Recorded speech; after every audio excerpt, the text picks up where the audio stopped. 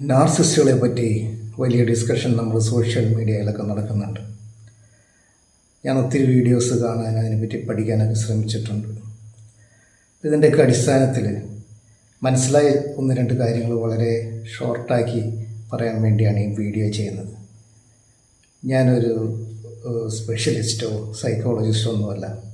I have some experience with narcissist trauma. So narcissist first നമ്മുടെ ലൈഫിലേക്ക് കടന്നു വരുന്നത്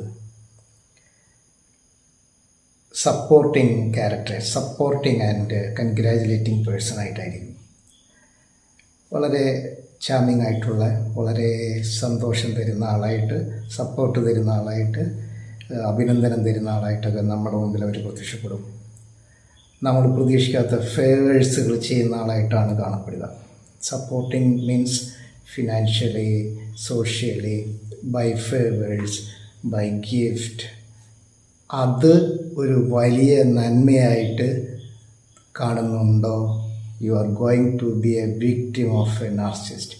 നാർസിസ്റ്റിനെ തിരിച്ചറിയേണ്ടത് അവർ നമ്മളെ ടോർച്ചർ ചെയ്യുമ്പോഴല്ല, അവർ എൻട്രി ചെയ്യുമ്പോഴാണ്.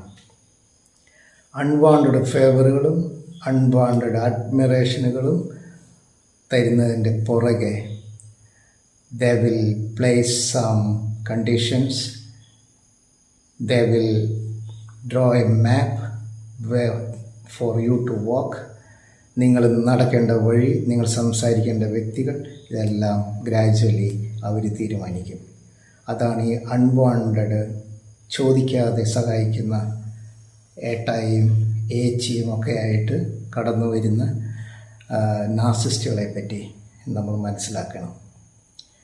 നാർസിസത്തിൻ്റെ വിക്ടിം സ്റ്റേജിൽ തിരിച്ചറിയുന്നതിന് മുമ്പ് ഇതിൻ്റെ എൻട്രി സ്റ്റേജിൽ തിരിച്ചറിയാനുള്ള സൈനാണ് ഞാൻ പറഞ്ഞത്. അൺവാണ്ടഡ് സപ്പോർട്ട്,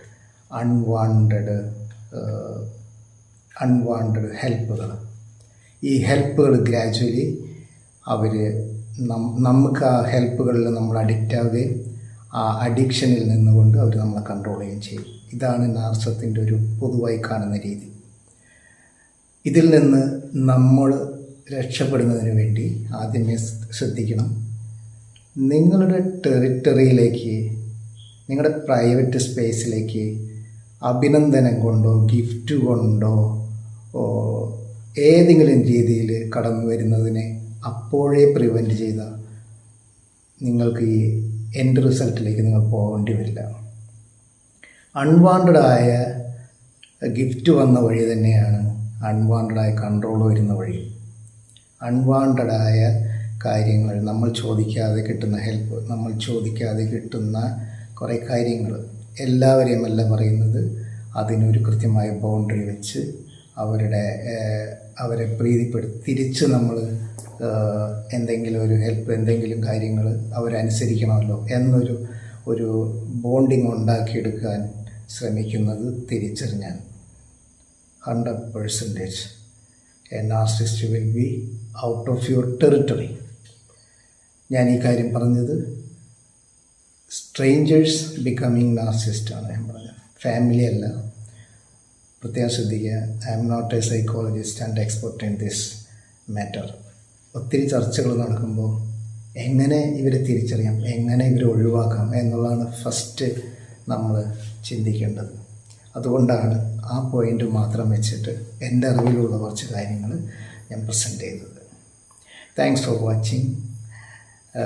ഒത്തിരി വീഡിയോസ് നാർസിസവുമായി ബന്ധപ്പെട്ട് ഇംഗ്ലീഷിലുണ്ട്, അത്രയും തന്നെ പ്രൊഫഷണലായ വീഡിയോസ് മലയാളത്തിലും കാണുന്നുണ്ട്. കഴിയാവുന്നിടത്തോളം കാണുക. കൂടുതൽ ടോർച്ചറിങ്ങിനും കൂടുതൽ കമ്മിറ്റ്മെൻറ്റുകൾക്കും വ്യക്തികളെ വിട്ടുകൊടുത്തിട്ട് പിന്നീട് തിരിച്ചു പിടിക്കുക എന്ന് പറഞ്ഞാൽ സാധിക്കും, but it will take some effort from outside. Okay, stay positive. Thanks for watching. Thank you so much.